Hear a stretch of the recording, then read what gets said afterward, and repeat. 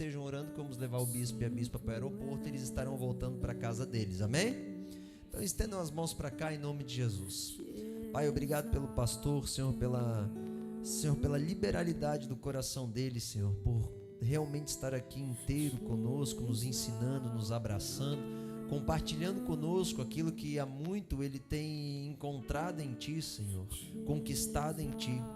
Obrigado pelo coração humilde do bispo, obrigado pelo coração disposto da bispa também de liberar o marido dela, de estar aqui com ele todos os cultos, Senhor, nos servindo.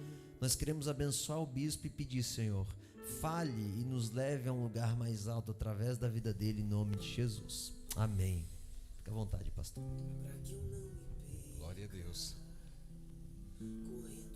Boa noite. Estão bem? Parece que vocês estão meio desanimados. O que foi? Está com sono? Logo no dia da vigília nós estamos com sono desse jeito. Misericórdia. Glória a Deus. Irmãos, nós vamos continuar. Nós estamos falando sobre um lugar na nossa vida que está sendo destravado no Senhor.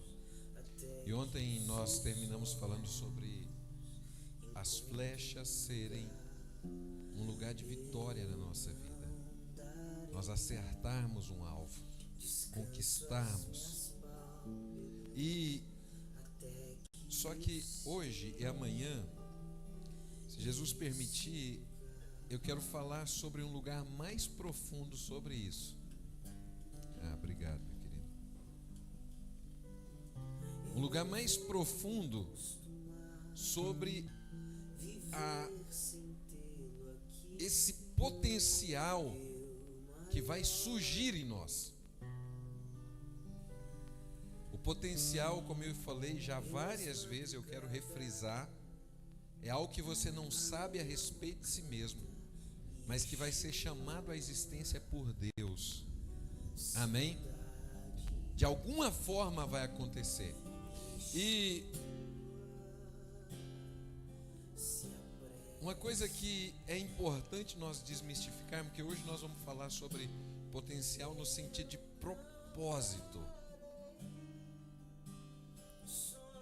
A maioria de nós é possível passar toda a vida,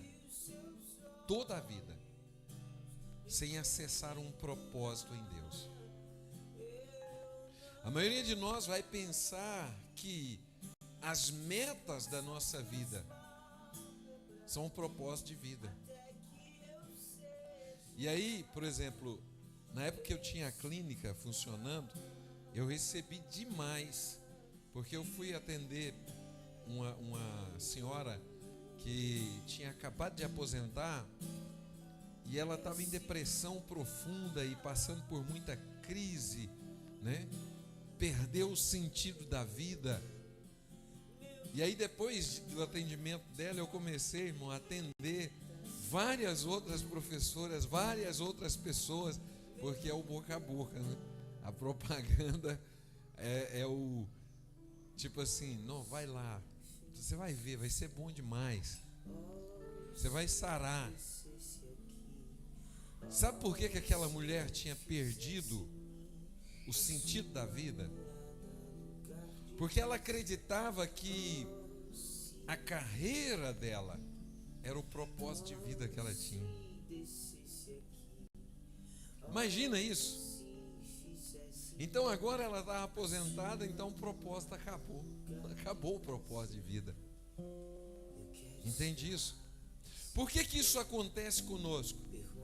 Porque nós mudamos de lugar as metas da nossa vida. Metas não são propósitos. Amém. Vou repetir isso. Eu queria que você marcasse isso. Metas não são propósitos. O que são metas? Metas, irmãos, é tudo aquilo que você vai planejar durante o seu dia ou durante o seu ano, durante os seus anos, que vão ajudar você a cumprir um propósito. Entendeu isso? Por exemplo, uma faculdade é uma meta, não é um propósito. Entende? Construir uma casa é uma meta, não é um propósito. Construir um templo, construir uma escola.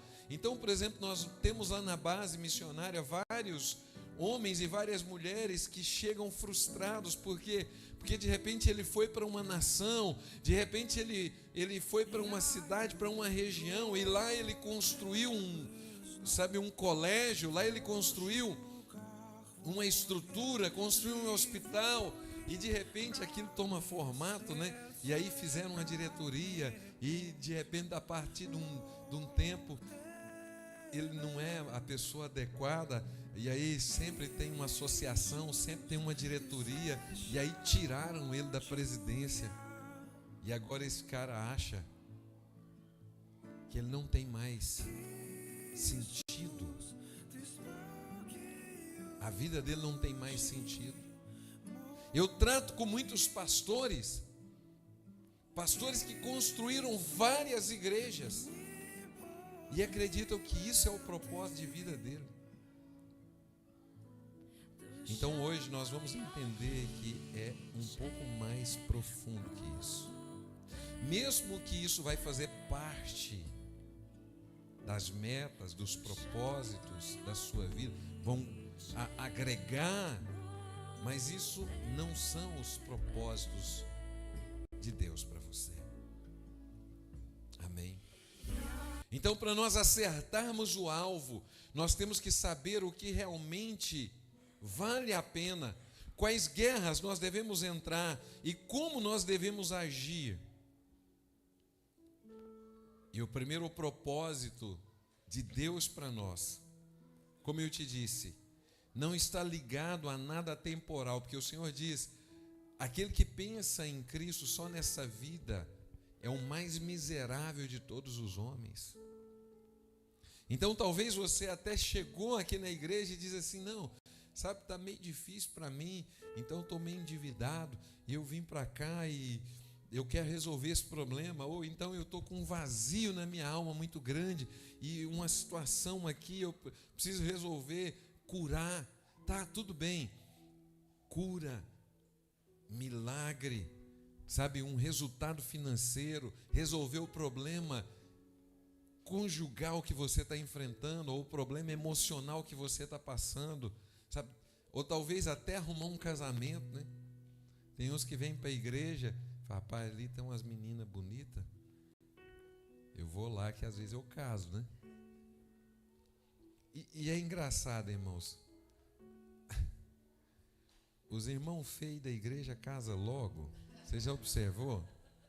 Tem um que vai casar esses dias aqui. Não, uns 2, né? Uns 3 aqui. Você já observou isso? É porque, irmãos, eles brilham no Espírito Santo. Amém? E as meninas falam assim: ele é feinho, mas é de Deus demais.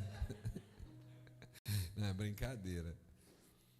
Então, às vezes nós vemos, irmãos, ou viemos por motivações que são temporais. E o que eu quero falar de propósito tem a ver com aquilo que é eterno. Amém? Com aquilo que a traça e o ouro, a traça e a ferrugem não corrói, aquilo que tem a ver com o que vai durar. E o Senhor diz assim, em Eclesiastes 3:11, Ele cravou a eternidade nos nossos corações. E Ele nos deu a conhecer quem Ele é. E a Bíblia fala assim: nós não conheceremos do início até o final. Imagina o tamanho desse Deus. Imagina isso, irmãos. De eternidade em eternidade. Está quente esse negócio aqui? Então arruma uma água aí até dar uma esfriada. Aí está aí perto de você. Glória a Deus.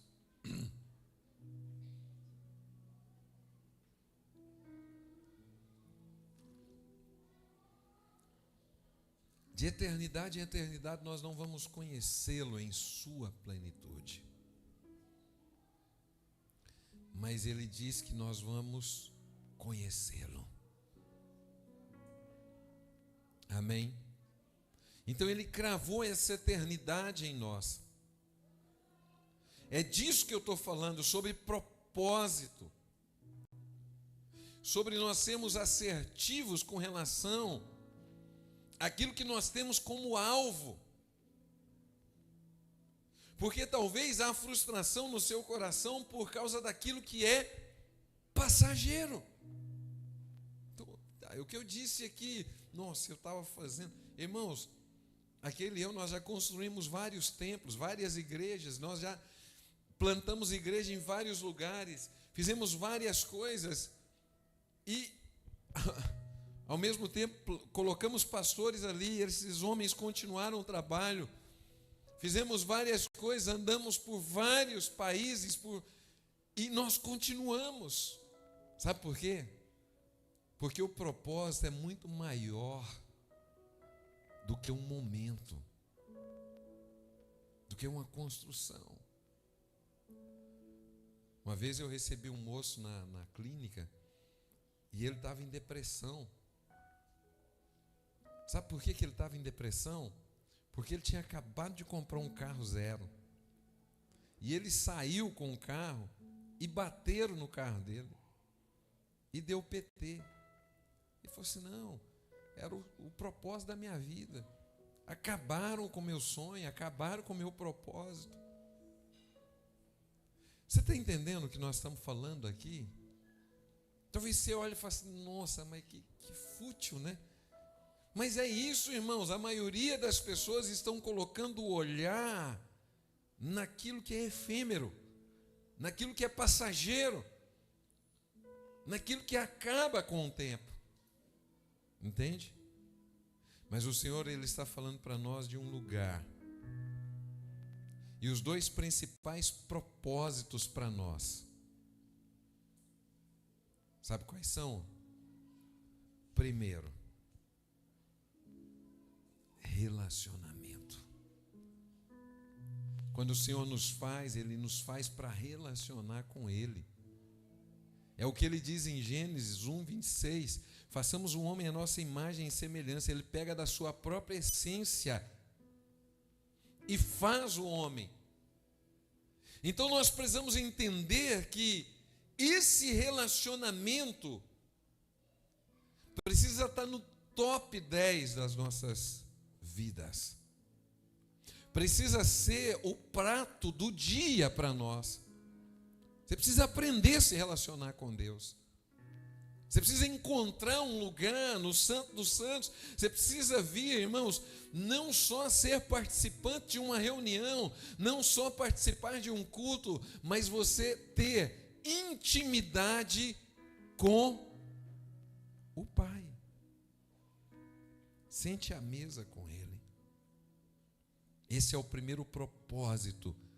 Quem entrará? Ele diz no Salmo 15, versículo 1.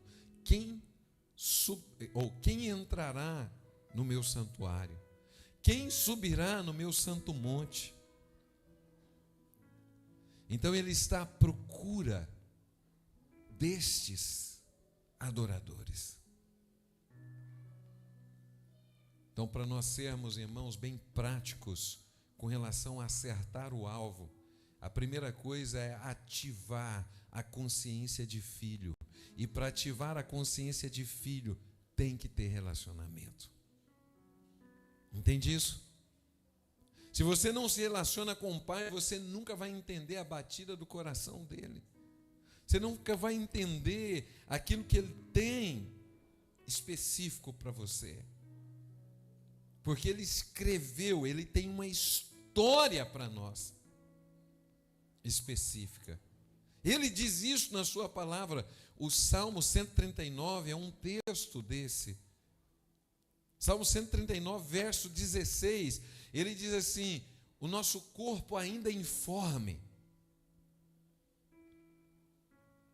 E no teu livro foram escritos todos os meus dias. E aí ele continua dizendo assim: cada um deles escrito e determinado, quando nenhum deles ainda havia. Você sabia disso, que o seu livro já foi escrito? O problema, irmãos, é que nós não acessamos esse livro, nós não acessamos essa presença, ou esse lugar, e só vamos acessar esse lugar de propósito pelo relacionamento. A primeira coisa, então, é relacionar. Entendeu, Nick? Você precisa se relacionar com Deus. Você precisa encontrar um lugar secreto com Ele. Aí você diz: não, mas eu não sei, sabe, parece algo muito distante. É isso mesmo, irmão, Deus parece distante para nós, porque nós não nos relacionamos com Ele. Agora, quando nós olhamos, Ele diz assim, lá também em Efésios, no capítulo 1, versículo 4, antes da fundação do mundo, Ele já tinha nos elegido nele. Amém? Então você precisa acreditar nisso. Só o relacionamento. Então a primeira coisa que vai acontecer conosco, relacionamento. Esse é o primeiro propósito. Deus nos fez para relacionar com Ele diretamente, sem intermediário. Amém? Não, nós não temos alguém que fica entre nós e Deus. Somos nós e Ele. O segundo propósito, então, serviço. Se eu me relaciono com o Pai, eu também encontro um lugar de serviço. Porque a maioria de nós não sabe o que faz para Deus. É por isso que tem um tanto de gente pagando indulgência, sabe, fazendo um tanto de sacrifício que não está ligado com aquilo que o Senhor estabelece na palavra. Serviço inútil. Sabe, às vezes eu até, é o que o Senhor diz: olha, se eu entregar o meu corpo para ser queimado, se eu não tiver amor, nada disso me adiantará. Então o serviço, irmãos, eu vou descobrir em Deus. O que eu vou fazer para Ele, eu descubro. Mas uma coisa que eu percebo é que o Senhor, Ele vai ativar em nós o que é chamado de talento. Diga, talento. Há talentos em nós. E esses talentos é algo que eu posso já começar a tributar a Deus, a ofertar a Deus, a manifestar no meio dos meus irmãos. Deus te deu talentos. Amém? Então talvez você faça: não, então eu estou buscando o Senhor porque eu quero descobrir algo assim que eu preciso fazer. É inimaginável, ninguém fez ainda algo grandioso para o Senhor, aí eu vou servir realmente a Ele. Não, irmãos, isso é simples. O serviço está ligado aos dons, realmente. Só que eu não vou fazer de qualquer maneira, eu vou fazer conforme a vontade de Deus. Eu não vou fazer na minha agenda, eu vou fazer conforme aquilo que Deus estabelece para mim. Entende isso? Quem está entendendo, fala amém. Então o serviço é um lugar, irmãos, que o Senhor requer de nós. E o belo disso é que, tipo assim, o Senhor não vai cobrar aquilo que Ele não te deu, mas Ele vai cobrar exatamente o que Ele te deu. Lucas 16, 2, ele diz assim: presta conta hoje da tua mordomia. Então, aquilo que Ele colocou na tua mão, Ele vai cobrar. Então, muitos de nós, o Senhor tem prosperado. O Senhor, graças a Deus, tem me prosperado bastante, amém? Só que o que o Senhor tem falado, parte dessa prosperidade é semente. Eu preciso plantar ela. O problema nosso é que nós estamos pegando aquilo que é semente e comendo. E se você come a semente, amanhã você não tem colheita, porque você não plantou. Entende isso? Então eu tenho que aprender a servir o corpo, a servir as pessoas. Eu estive recentemente lá no deserto, e uma das instruções que nós damos no deserto lá do Quênia, uma das instruções que nós damos para o pessoal que vai conosco é: olha, não vá com garrafa d'água, porque nós não conseguimos dar água para todos eles. Nós já furamos alguns poços, mas a gente vai em regiões que não tem nada d'água. Então, se você não for com muita água, não vá com água,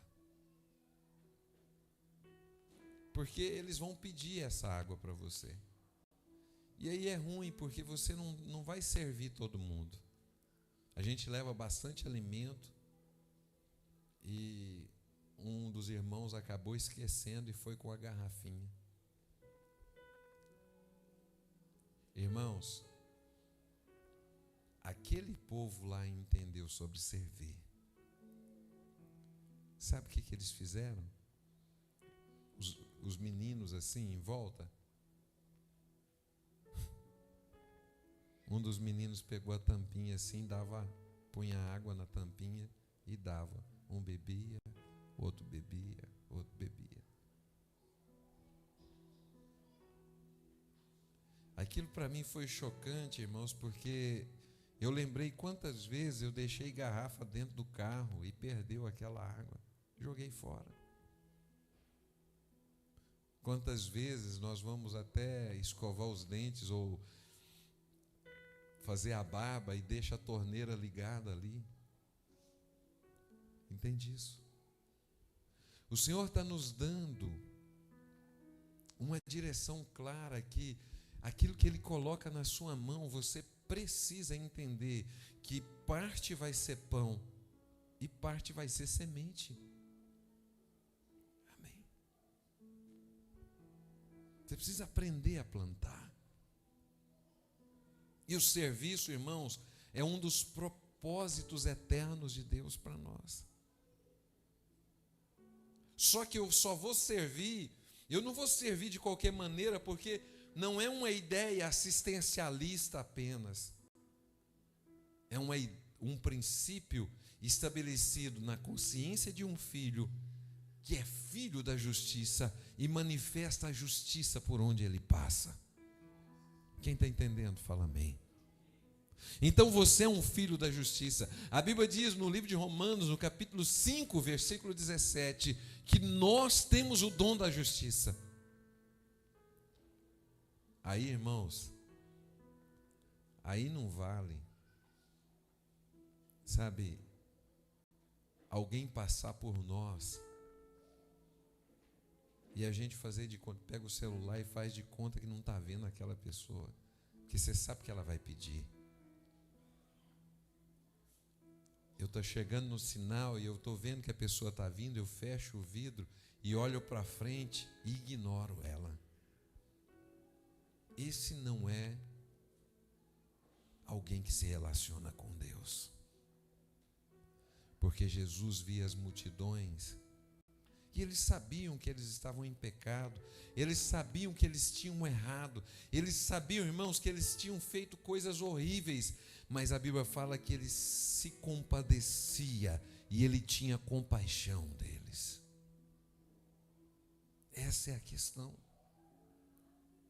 Falta em nós empatia, falta em nós compaixão, falta em nós envolvimento. Então você quer ser assertivo, você realmente quer ser uma flecha na mão do Senhor, você realmente quer cumprir um propósito, comece se relacionando com Deus e manifestando a justiça dele por onde você passar. Quem está está entendendo, fala amém. Você tem que ter compaixão. Compaixão gera aproximação, que gera responsabilidade. Lembra lá do sacerdote, da parábola do samaritano? Ele passou de largo. Lembra o levita?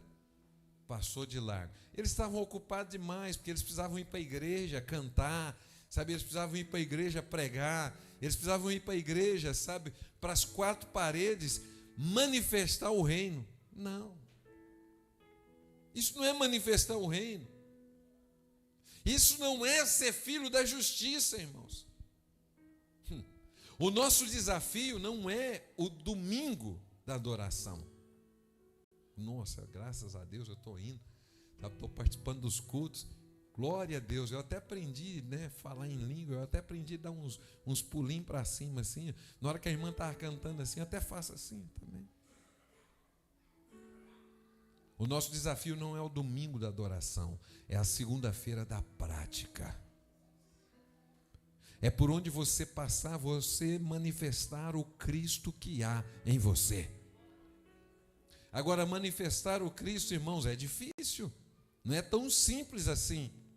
Sabe por quê?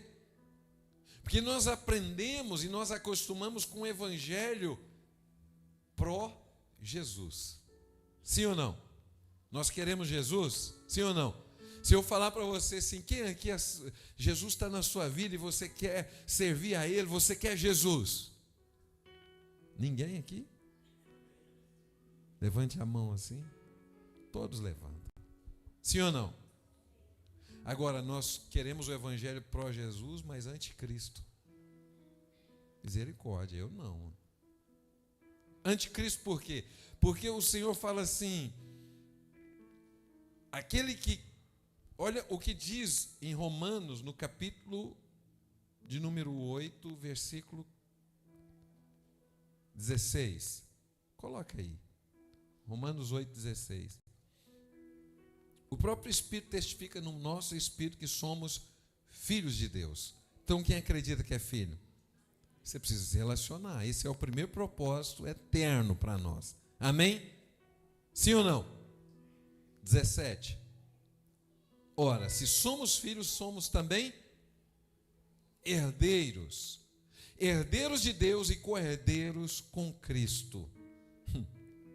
Aí agora aqui aperta um pouquinho o calo. Amém? Porque ser co-herdeiro com Cristo é. Vamos ler a segunda parte do versículo? Dá nem para ler, né, irmãos? Vamos ficar só com o evangelho pró-Jesus? Não. Nós vamos querer o evangelho pró-Cristo também. Amém? Se, vamos ler juntos? Se.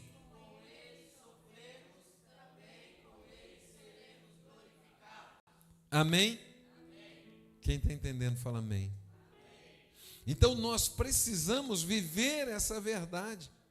Agora, olha o que diz aqui em Pedro. Olha o que 2 Pedro, coloca aí. Aliás, 1 Pedro 4, 12.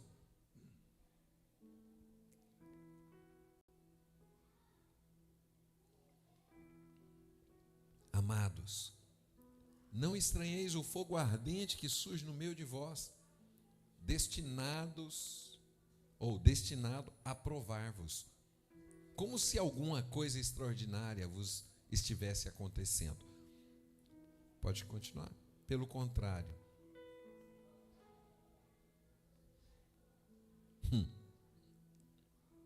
Aí aperta, não aperta? Alegrar. E o Senhor está falando assim, não é só sofrer, não, é alegrar com o sofrimento de Cristo em nós. Amém. Alegrai-vos na medida em que sois co-participantes dos sofrimentos de Cristo. Então, o segundo propósito para nós. O lugar que eu preciso assumir é esse lugar onde eu exerço um serviço para o Senhor. Eu preciso aprender a fazer isso. A primeira característica da igreja é ser apostólica. Ela precisa realmente ir e fazer discípulos. O serviço está ligado a isso também, a você ganhar uma pessoa para Jesus, levar uma vida a conhecer essa verdade. Isso não pode parar em você. Então diga: eu sou apostólico. Inclusive o nome dessa igreja é, como que é? Pronto. O motivo de nós estarmos aqui, irmãos, é porque nós somos apostólicos. Isso significa o quê? O Espírito Santo foi derramado sobre nós, para que nós possamos com autoridade governar o mundo espiritual e fazer discípulos de todas as nações. Quem entende isso, fala amém. Então, você não ganhou uma vida para Jesus? Ganhe. Leve alguém para Jesus. E também não é só trazer aqui para o pastor Marco. Está aqui, eu só cuido agora. Já fiz a minha parte. Não, é você ser o Cristo na vida dessa pessoa. Ser o Cristo, irmão, tem a ver com você pagar o preço. Entende? Ser o ungido da vida dessa pessoa. Ela precisa olhar para você e ver Cristo em você. Ver Jesus na sua vida. Então, irmãos, o Senhor não vai nos prosperar para a gente fazer de igreja. Nós somos a igreja por onde nós passarmos. O levantamento da Receita Federal do ano passado diz que a igreja evangélica no Brasil arrecada por ano 21,5 bilhões de reais.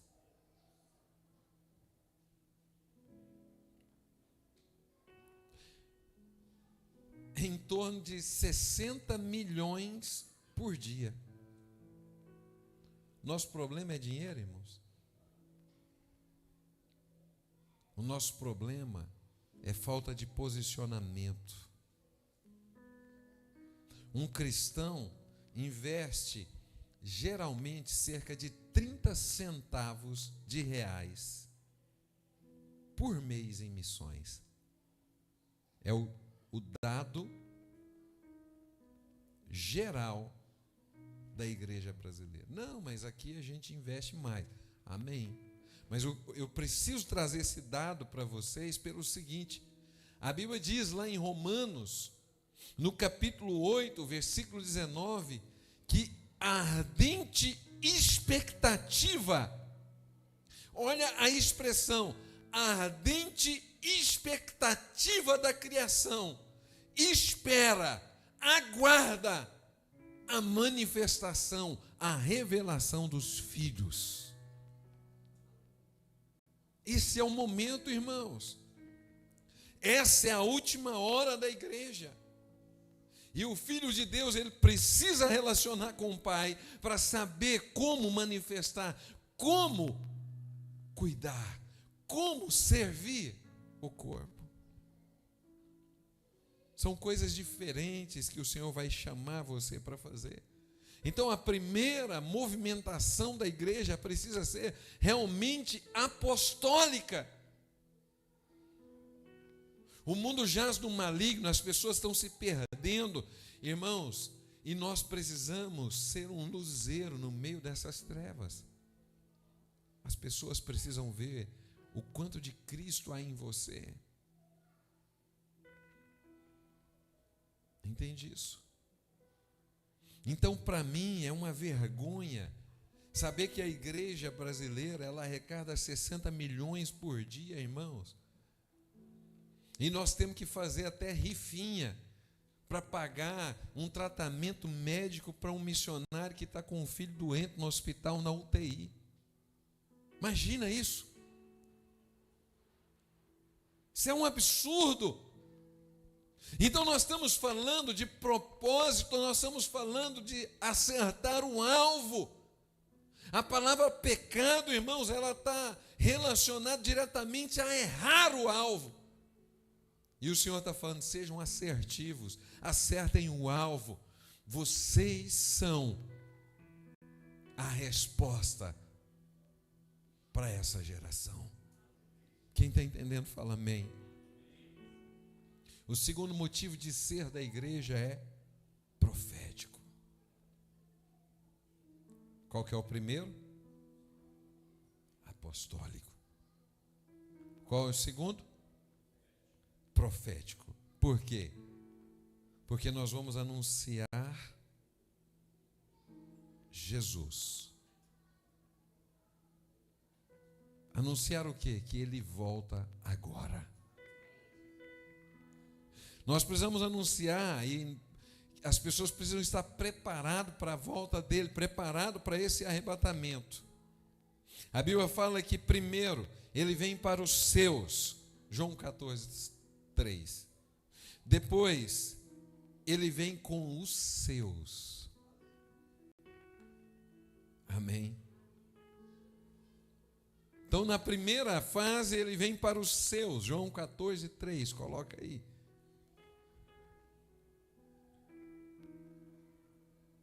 Amém. Voltarei e vos receberei para mim mesmo. Depois ele vem com os seus. 1 Tessalonicenses 3,13. Coloca aí.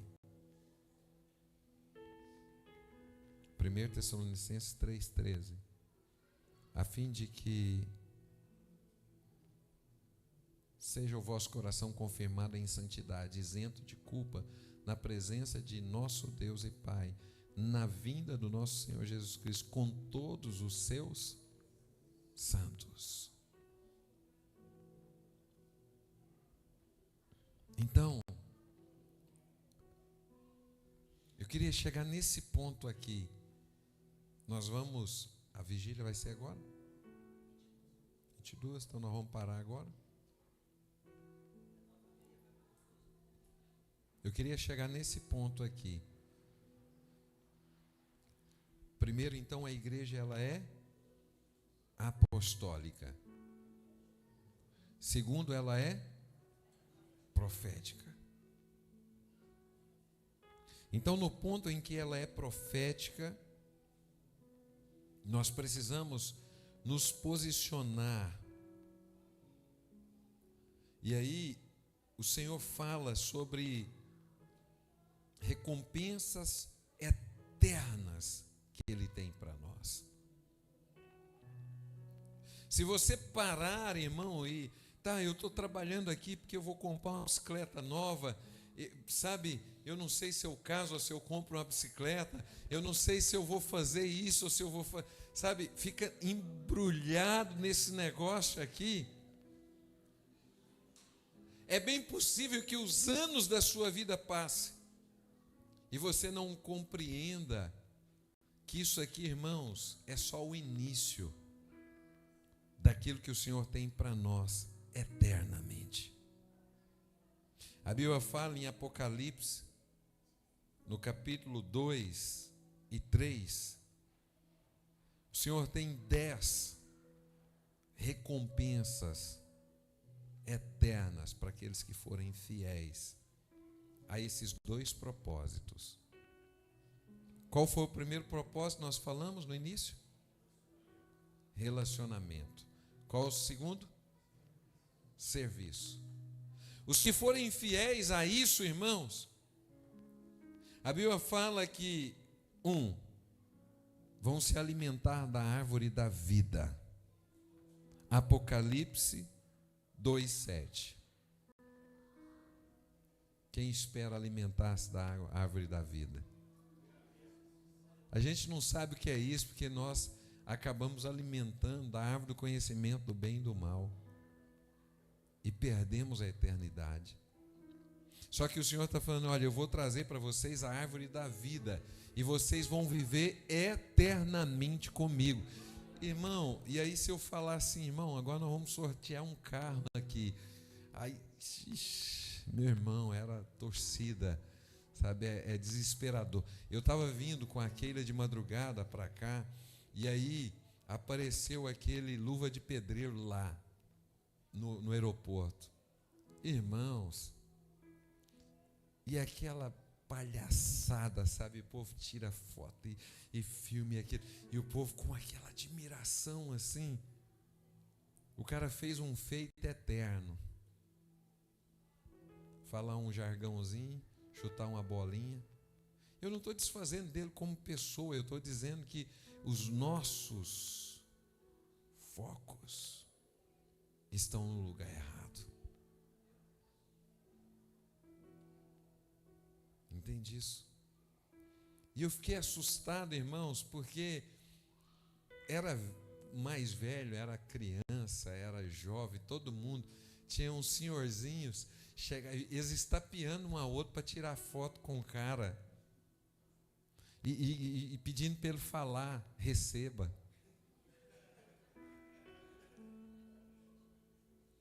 É assustador isso, irmãos. É a coisa mais sem propósito que pode existir.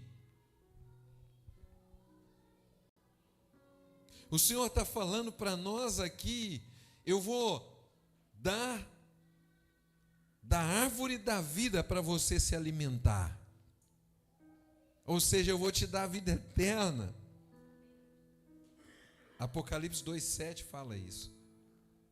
Segunda promessa para nós: vocês não vão sofrer o dano da segunda morte.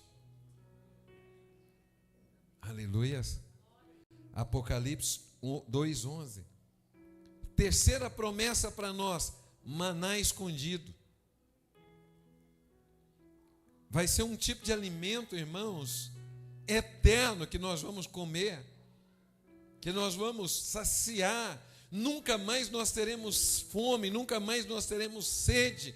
Nós estaremos na presença do Senhor eternamente. Ele nos dará do maná escondido. Olha que coisa maravilhosa. Aí ele continua: uma pedrinha branca com um novo nome. Apocalipse 2,17. Eu fui pesquisar a respeito da pedrinha. Na verdade, um viajante, ele chega em uma casa e ele é recebido pelo dono da casa por hospitalidade. No Oriente é assim. E ele vai ser bem tratado ali, bem tratado, bem cuidado. Por quê? Porque ele foi convidado como um hóspede. Amém? Quem está entendendo, fala amém. Quando ele vai embora, se ele foi um bom hóspede, e se o dono da hospedaria, o dono da casa, quer recebê-lo de novo, eles lavram uma pedra e cortam ela no meio. Uma pedra branca. E o dono da estalagem, ou o dono da casa, ou quem hospedou, fica com a metade da pedra e dá a outra metade para a pessoa. Essa pedrinha branca está ligada a isso.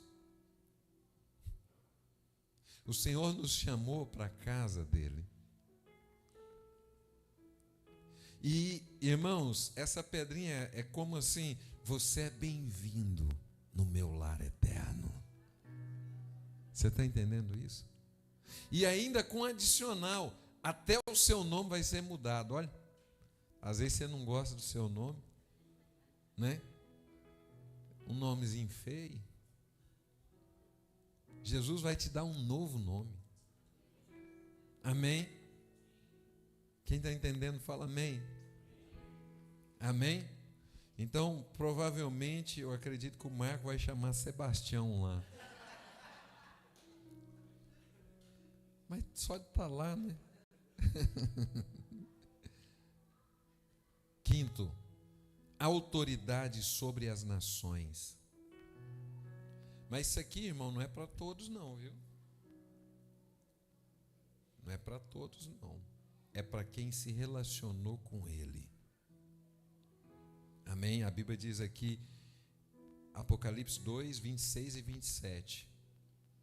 Quem recebe autoridade sobre as nações, lá em Lucas, no capítulo de número 19, a partir do verso 11, fala sobre esse momento aqui, ó. Foi o que eu falei, o primeiro propósito eterno. Lucas 19, 11. Jesus propôs uma parábola, dizendo, olha, certo homem nobre partiu para uma terra distante, deixando uma posse do seu reino, até ele voltar. E ele chamou seus 10 servos e confiou 10 minas, e disse, negociai até que eu volte. Essas minas é o relacionamento. Quem está entendendo, fala amém. Eu preciso me relacionar com o Pai. Aí, a Bíblia diz que ele voltou e pediu conta para aquele que granjeou mais 10. Ele deu governar sobre 10 cidades. Então, irmãos, a autoridade sobre nações aqui vai ser para aquele que se relacionou. Porque um deles, a Bíblia diz assim, ó, então veio o outro dizendo, o 20, eis aqui, Senhor, a tua mina, eu guardei embrulhada num lenço, porque eu tive medo, que és homem rigoroso, que tiras onde não põe e ceifas onde não semeia.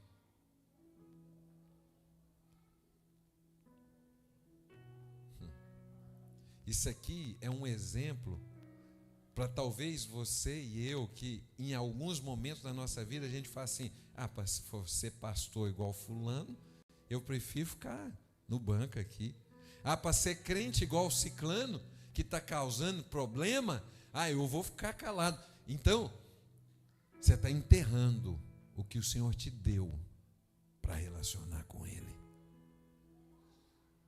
E aí o Senhor diz assim, conforme a tua palavra, conforme a tua boca, o 22, eu te condenarei. Aí o 24 ele diz assim, tirai a mina dele e dá para o que tem 10. Porque até aquele que tem aquilo que você tem, lhe será tirado. Então, para governar sobre nações, tem que ter relacionamento com o Pai. Amém? Não é qualquer um que vai... todo mundo chega lá, vai virar festa, né? Não. Sexto, vestiduras brancas. Apocalipse 3, 5. Vestiduras brancas. O Senhor vai transformar o nosso corpo. É o que ele diz lá em Filipenses, no capítulo 3. Filipenses 3. Subordinar a si todas as coisas. Jesus, quando ele ressuscitou, ele passou 40 dias aqui na terra. Amém?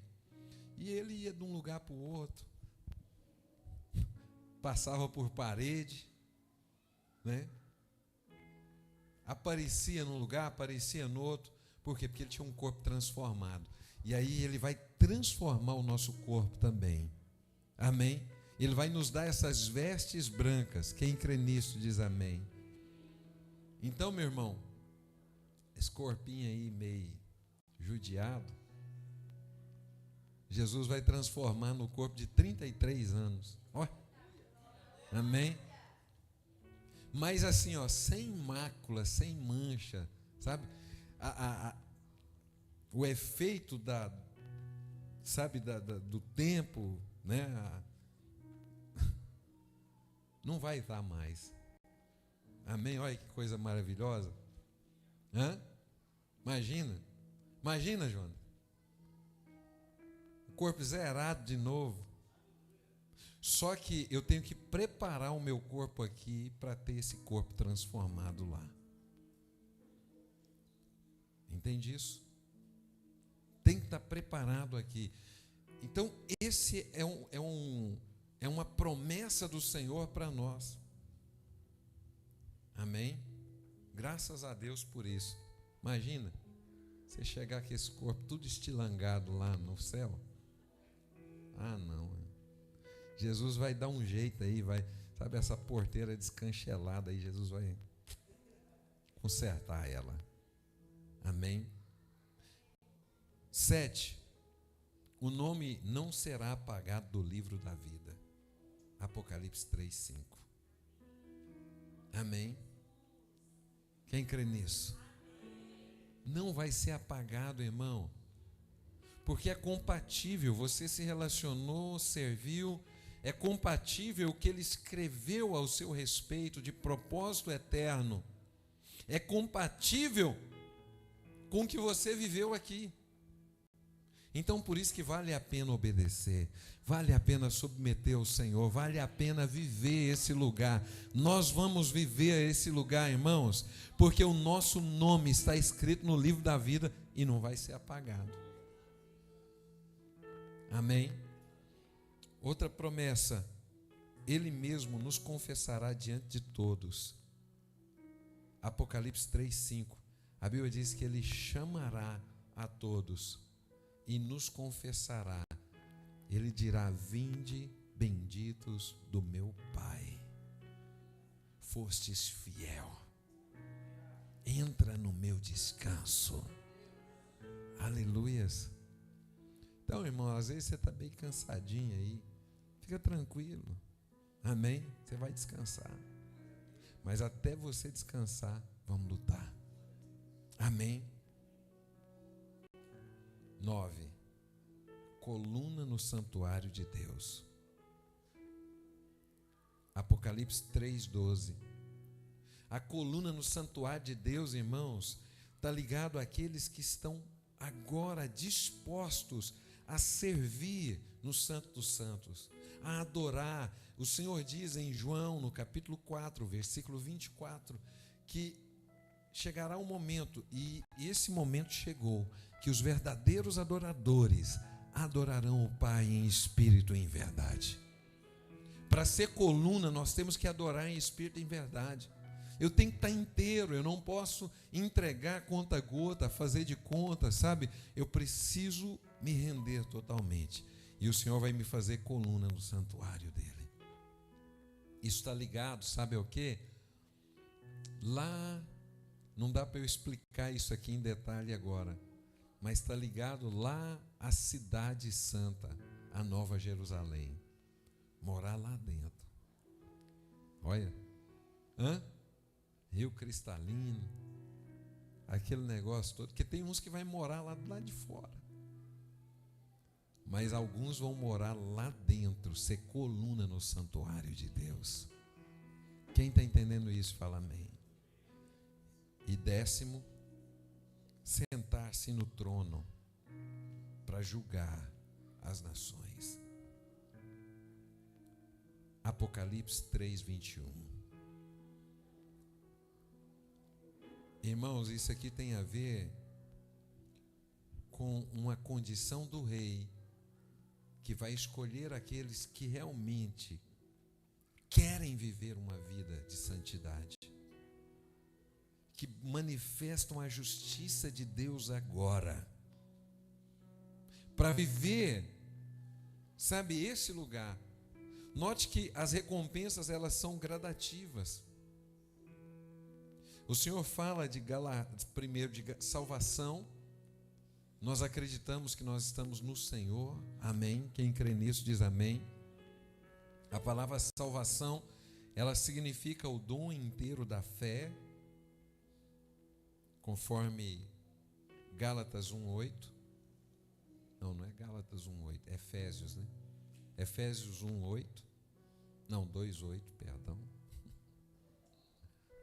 Efésios 2:8. Para não errar, é assim. Amém? Gálatas 1:8 é outra coisa. Pela graça de Deus sois salvos mediante a fé, isso não vem de vós, é dom de Deus. É o dom inteiro da fé sobre nós. Quem creu, quem crê que recebeu essa salvação de Cristo. Pronto. O galardão, que é o dom inteiro das obras. O dom inteiro das obras está ligado à distinção de uma recompensa eterna. Quem entende isso diz amém. A Bíblia diz lá em 2 Coríntios, capítulo 5, versículo 10, que nós estaremos diante do tribunal de Cristo e seremos julgados segundo o bem ou o mal que fizemos por meio do corpo. Então isso aqui está ligado ao galardão. Está ligado, irmãos, às recompensas que nós vamos receber. Tem 5 coroas, eu não vou falar sobre elas agora, que nós vamos parar, pode ficar tranquilo. Eu só quero concluir isso aqui. Depois, amanhã, a gente pode falar sobre as 5 coroas. Mas eu quero dizer o seguinte: tem a salvação, tem um galardão e tem a herança. Aquelas 10 recompensas estão ligadas a esse lugar. A herança, o Senhor diz, Apocalipse 21:7. Ao vencedor herdará essas coisas, e eu lhe serei o seu Deus, e ele me será filho. Amém? Então, para concluir esse momento, a herança é uma pessoa, Jesus. Amém? É também um lugar, o Santo dos Santos, e uma descendência. Quem tem herança irá reinar com Cristo e terá coroa e terá trono nos céus. Aleluias! Quem está entendendo, fala amém. Então você entendeu isso? Quem tem herança, ele tem uma pessoa, Cristo. Ele tem um lugar, o Santo dos Santos. E ele tem uma descendência, que é reinar com ele nos céus. Amém. Quem está entendendo, fala amém. Feche os seus olhos. Nós vamos encerrar essa parte agora. Falar sobre flechas nesse aspecto é falar sobre do propósito eterno para nós. Nós vamos alcançar esse lugar, as recompensas eternas. Feche os seus olhos. Pai, eu quero abençoar cada um dos teus filhos agora. Eu quero declarar sobre nós, ó Pai, essa herança, Senhor. Essa herança é uma pessoa, é a pessoa de Cristo em nós. Eu quero declarar, Senhor, esse lugar, o Santo dos Santos. Nós vamos para lá, Senhor, nós vamos viver esse propósito eterno. Nós vamos nos relacionar contigo, Senhor, agora. E é, Senhor, também uma descendência, reinar com o Senhor. Mas isso está ligado a um lugar nos nossos corações, ó Pai, onde nós dizemos: eis-nos aqui, Senhor. Diga nessa noite: eis-me aqui, Senhor. Eu quero viver isso. Talvez você ouviu algumas coisas aqui pela primeira vez a respeito disso, mas aprenda sobre isso, aprofunde na palavra sobre isso. Há recompensas eternas para nós. Se posicione nesse lugar. Viva isso em Deus. Viva isso em Deus agora. Em nome de Jesus.